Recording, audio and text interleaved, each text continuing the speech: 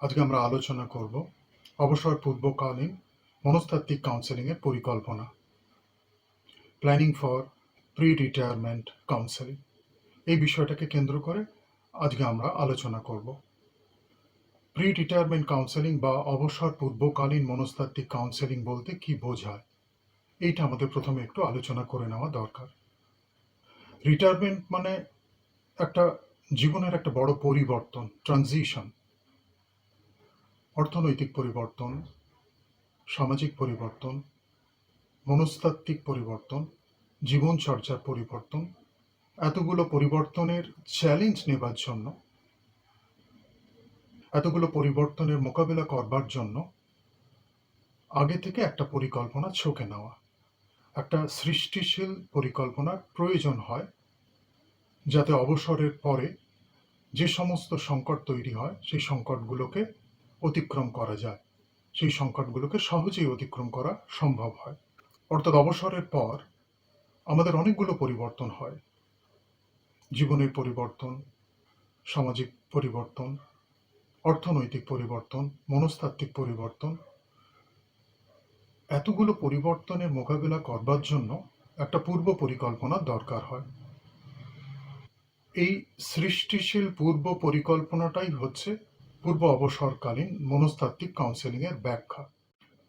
এই কাউন্সেলিংয়ের মূল লক্ষ্যটা কি?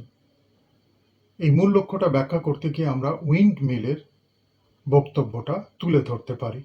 তিনি বলছেন, retirement means planning. Retirement means planning finance, doing leisure activity and considering health and housing need. এটা তিনি বলছেন।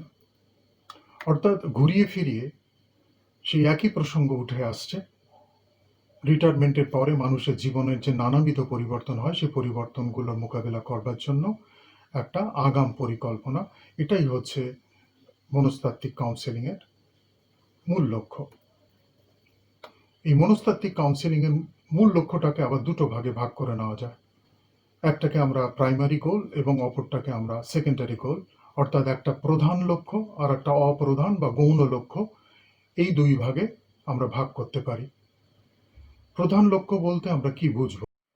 প্রধান লক্ষ্যের মধ্যে তিনটে গুরুত্বপূর্ণ বৈশিষ্ট্য আছে। এক, ইনফরমেটিভ; দুই, প্রিভেন্টিভ; এবং তিন, এডুকেটিভ। ইনফরমেটিভটা কি না, রিটায়ারমেন্টের পরবর্তী জীবনের গোটা ক্যানভাসটা কোথায় কোথায় তার বদল ঘটে সেই সম্পর্কে আগাম তথ্য দিয়ে দেওয়া।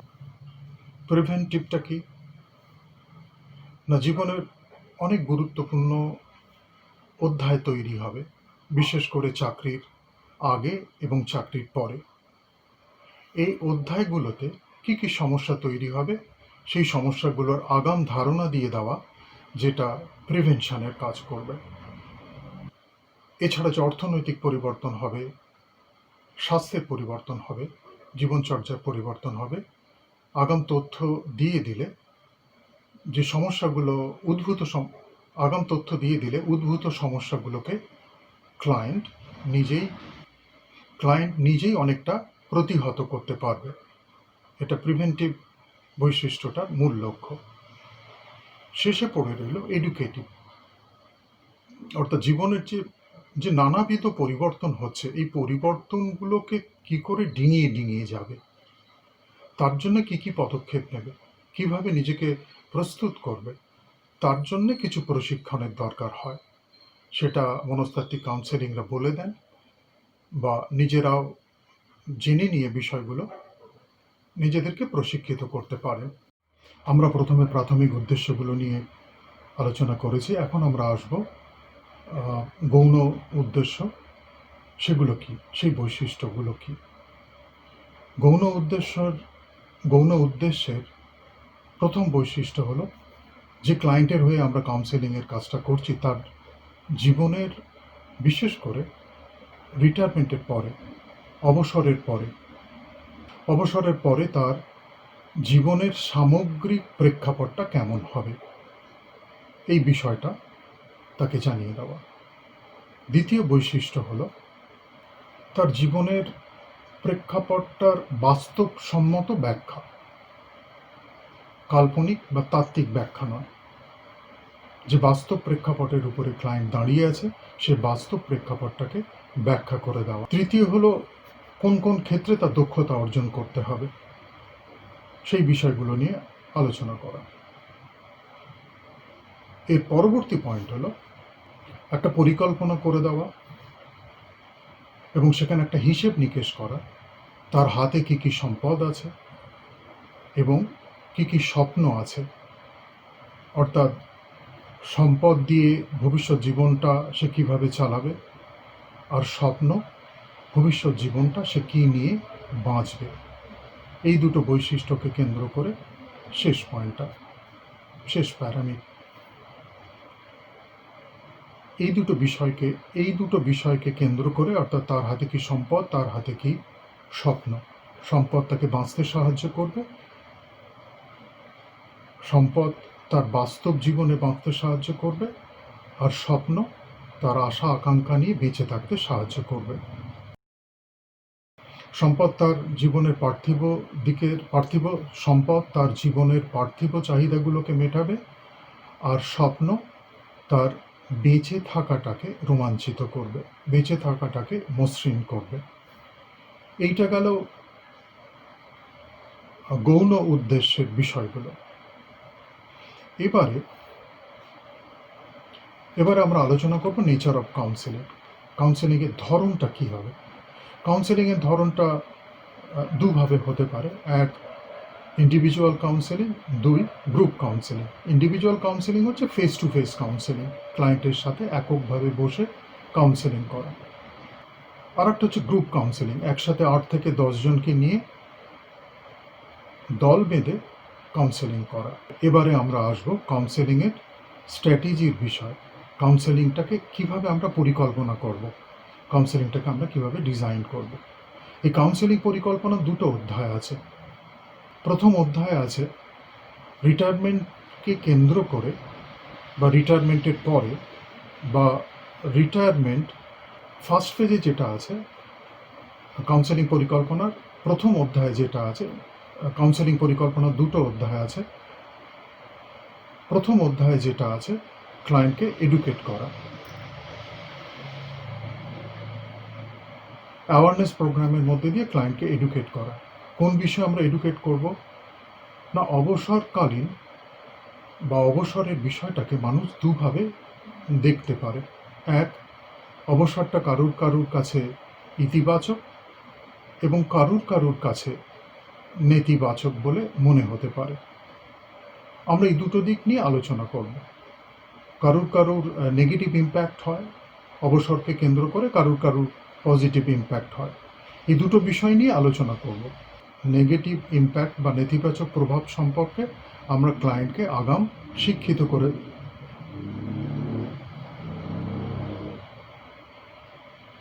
শিক্ষিত করে তুলতে পারি। এটা অ্যাকচুয়ালি অ্যাওয়ারনেস প্রোগ্রাম। ক্লায়েন্টকে সচেতন করা, ক্লায়েন্টকে এডুকেট করা, শিক্ষিত করা। দ্বিতীয় অধ্যায় কি কি থাকছে? দ্বিতীয় অধ্যায়টা একদম বাস্তব প্রেক্ষাপটটাতে দাঁড়িয়ে কাজ করা। ক্লায়েন্টের মধ্যে যে সমস্যা হয়, যে মনস্তাত্ত্বিক টানাপোড়েন তৈরি হয়, সেই মনস্তাত্ত্বিক টানাপোড়েন নিয়ে মনস্তাত্ত্বিক কাউন্সেলিংয়ের কাজটা করে দেওয়া। শুধু কাউন্সেলিং না, প্রয়োজন হলে সাইকোথেরাপিও করা যেতে পারে যদি প্রয়োজন হয়। এটা গেল দ্বিতীয় অধ্যায়ের বিষয়। এবার আমরা প্রথম ভাগে ফিরে আসি। প্রথম ভাগে ক্লায়েন্টের উপরে ইতিবাচক বা নেতিবাচক প্রভাব কি কি পড়তে পারে, আমরা এই বিষয়গুলো নিয়ে একটু আলোচনা করব। প্রথমে আমরা আলোচনা করব নেতিবাচক কি প্রভাব পড়ে ক্লায়েন্টের মনে। নাম্বার 1 বা প্রথমে আমরা আসব অবসর মানুষের জীবনের একটা আমূল পরিবর্তন এনে দেয়। এই পরিবর্তন একটা চাপের সৃষ্টি করে, তো তার ফলে এক ধরনের ইমোশনাল ভালনারেবিলিটি তৈরি হয়, আবেগজনিত সংবেদনশীলতা তৈরি হয়। তো তার ফলে বিরক্ত প্রকাশ করে, কখনো রেগে যায়, অর্থাৎ তার আবেগের ঘন ঘন উত্থান পতন দেখতে পাওয়া যায়। এটা রিটায়ারমেন্টের পরেই এই ঘটনাগুলো ঘটে। কারুর ক্ষেত্রে রিটায়ারমেন্টটা ভীষণ নেতিবাচক অভিজ্ঞতা বলে মনে হতে পারে। এটা একটা গুরুত্বপূর্ণ বিষয়, ক্লায়েন্টকে আমরা আগাম সচেতন করতে পারি। আমরা তো এটা জানি না আমি যে ক্লায়েন্টকে নিয়ে কাজ করছি তার উপর ইতিবাচক প্রভাব পড়বে না নেতিবাচক প্রভাব পড়বে। কিন্তু নেতিবাচক প্রভাব পড়তে পারে এরকম একটা আগাম ধারণা তাকে আমরা দিয়ে দিতে পারি। রিটায়ারমেন্টের ফলে দুশ্চিন্তা তৈরি হয়, অ্যাপ্রিহেনশন, একটা আতঙ্ক তৈরি হয়, ডিলিউশনমেন্ট অ্যাটিটিউড এটা তৈরি হয়। ডিলিউশনমেন্ট অ্যাটিটিউড বলতে এটাকে বাংলা করলে দাঁড়ায় মোহভঙ্গ। অর্থাৎ রিটায়ারমেন্ট নিয়ে তার হয়তো অনেক স্বপ্ন ছিল যে রিটায়ারমেন্টের পরে আমি এগুলো করব, ওগুলো করব। সেটা নিয়ে তার একটা মোহভঙ্গ হয় বা মোহভঙ্গ হতে পারে। এটা আমরা আগাম সতর্ক করব ক্লায়েন্টকে। অধিকাংশ লোকে অবসরের পরে একটা ডিস্ট্রেস, মানসিক কষ্টে ভুগতে থাকে। অত্যন্ত কর্মসক্ষম ব্যক্তিরা হঠাৎ করে যখন বসে যায় কাজ থেকে এক ধরনের ডিস্ট্রেস তৈরি হয়, কষ্ট তৈরি হয়। এই বিষয়টা আমরা আগাম সতর্ক করতে পারি। এরপরে যেটা আসছে সেটা বেশ খানিকটা মজার এবং গুরুত্বপূর্ণ। Focus of post honeymoon phase, অর্থাৎ রিটায়ারমেন্টের পরে একটা হানিমুন ফেজ তৈরি হয়। তার হাতে কাজ নেই, তার নতুন কিছু শখ তৈরি হতে পারে, ঘন ঘন বিভিন্ন আত্মীয় স্বজনের বাড়ি ঘুরতে পারে, নতুন নতুন জায়গায় বেড়াতে পারে। এটা এক ধরনের হানিমুন প্রতিক্রিয়া বলা যেতে পারে। কিন্তু এটা বেশি দিন চলে না। কিছুদিন যাবার পর এখানে আবার একটা মানসিক কষ্ট তৈরি হয়, কারণ এই হানিমুন পর্বটা কেটে যায় কিছুদিন বাদে। আমরা ক্লায়েন্টকে আগাম সতর্ক করতে পারি, আপনার জীবনেও এরকম একটা হানিমুন পর্ব আসবে যেটা একটা সময় কেটে যাবে, তখন কিন্তু একটা সংকট তৈরি হতে পারে। তার জন্য একটা আগাম পরিকল্পনার দরকার হয়। এর পরবর্তী পয়েন্ট হলো, এই মোহভঙ্গের পরই দুশ্চিন্তা তৈরি হয়, অবসাদের দিকে চলে যেতে পারে, ডিপ্রেশনের দিকে চলে যেতে পারে, যে বিষয়টা আমরা আগাম সতর্ক করতে পারি ক্লায়েন্টকে। আমরা এই এতক্ষণ ধরে যে বিষয়গুলো নিয়ে আলোচনা করলাম, এটা হচ্ছে অবসরের পরে কি কি নেতিবাচক প্রভাব একটা মানুষের জীবনে পড়তে পারে সেই বিষয়গুলো নিয়ে আমরা এতক্ষণ আলোচনা করলাম। এরপরে আমরা যাব অবসরের ইতিবাচক দিক। এইটা কিন্তু একটা আলো দেখানোর দিক, অর্থাৎ অবসরের সবটা খারাপ না, অবসরের অনেকগুলো ভালো দিক আছে। এই ভালো দিকগুলো আপনাকে বেঁচে থাকতে, মসৃণভাবে বেঁচে থাকতে সাহায্য করবে। অর্থাৎ এই ভালো দিকগুলোই কিন্তু তার সমস্যার সমাধানের চাবিকাঠি বলা যেতে পারে। আমরা একটা একটা করে ভালো দিকগুলো নিয়ে বা ইতিবাচক দিকগুলো নিয়ে আলোচনা করি। এটাকে আমরা বলতে পারি পজিটিভ ইম্প্যাক্ট অফ রিটায়ারমেন্ট। রিটায়ারমেন্টকে আমরা বলতে পারি বহু প্রতীক্ষিত স্বাধীনতা। কর্মজীবন থেকে অবসর এক দুর্দান্ত স্বাধীনতা, বহু প্রতীক্ষিত স্বাধীনতা। এবং চাকরি বা কর্মজীবনের সমস্ত দায় দায়িত্ব থেকে মুক্ত এক ধরনের সম্পূর্ণ মুক্তি বলা যেতে পারে। এটা কর্মময় জীবনের চাপ, কর্মময় জীবনের সমস্যার হাত থেকে মুক্তি দিতে পারে। ক্লায়েন্টের এটা মনে হতে পারে আমার জীবনের অত্যন্ত গুরুত্বপূর্ণ চেঞ্জ ওভার,